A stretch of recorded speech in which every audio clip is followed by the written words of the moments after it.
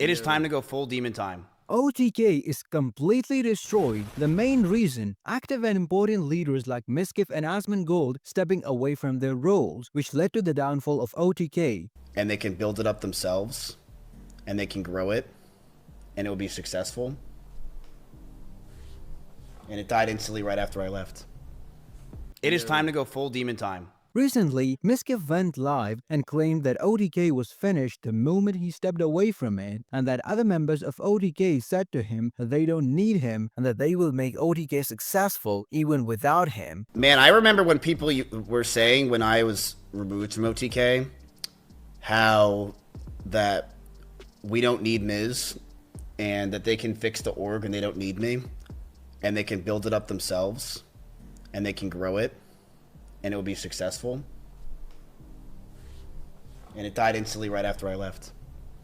Mizkif positioned himself as the god who carried OTK on his shoulders. It had momentum, it was creative, and it was really loved by the broader audience. But when he stepped away, the very own members of OTK started fighting and the internal tensions surfaced. He also talked about other allegations that OTK was facing, such as the departure of Jay Schlott. Not just that, but the SA allegations, multiple controversies at a time, and the relationship between the members of OTK themselves completely dismantled them. OTK is still surviving without him, and they will continue to. Outside of Camp Knut in 2023, what is the most recent thing that he has done for OTK? Outside of suing them. False allegations killed the organization, not Mizkif. Rich Campbell won his case, but the damage was done already. Then Asmon went on to say that Arabic people are just inferior and got and forced to apologize. The org was just a bunch of nerds that just convinced people they're cool. It's funny, he thinks him leaving has to do anything with his failure. If anything, an org having Mizkif tied to them is suicide. OTK died because they had the fingerprints of that clown-ass loser all over them. Mizkif and NMP carried the org because they actually did collabs. Unlike the others, Mizkif carried OTK on his back, but after the first cancellation, NMP carried the org in recent years. That being said, Mizkif sounds bitter and acts like everyone is nothing without him. Everyone saying OTK is dead is wrong. The org is making money with the help of companies that they own. Starforg, Mythic, Mad Mushroom. Just because the members of the org don't really do much content nowadays doesn't mean it's dead. They are just focusing on the companies. On the other side, Walkai talked about how to work with organizations, stating that the people of the org are dependent on you, but you're not dependent on them. If you're trying to sign to a management company, whatever it is, they need you more than you need them. Okay? You are not dependent on them. They are dependent on you. She also cleared up to look deeply into contracts because usually they're not fair.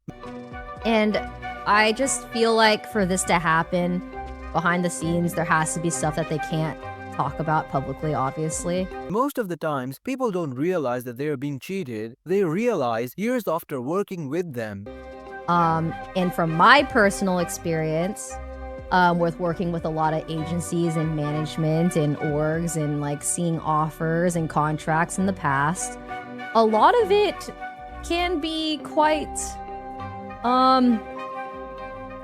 not fair. Those in the know definitely knew it was only the matter of time for FaZe. Likewise, with OTK, going into business with your friends, all as owners, is not guarantee that it will work out either. I think the sweet spot is right in the middle, but eventually over time, streamers grow. Some retire, some develop other interests. That's just how the nature of the business is. Like, there's a lot of contracts. Like, sometimes people will sign a contract for multiple years and not realize that they're actually being cheated, or not realize that they're actually being taken advantage of.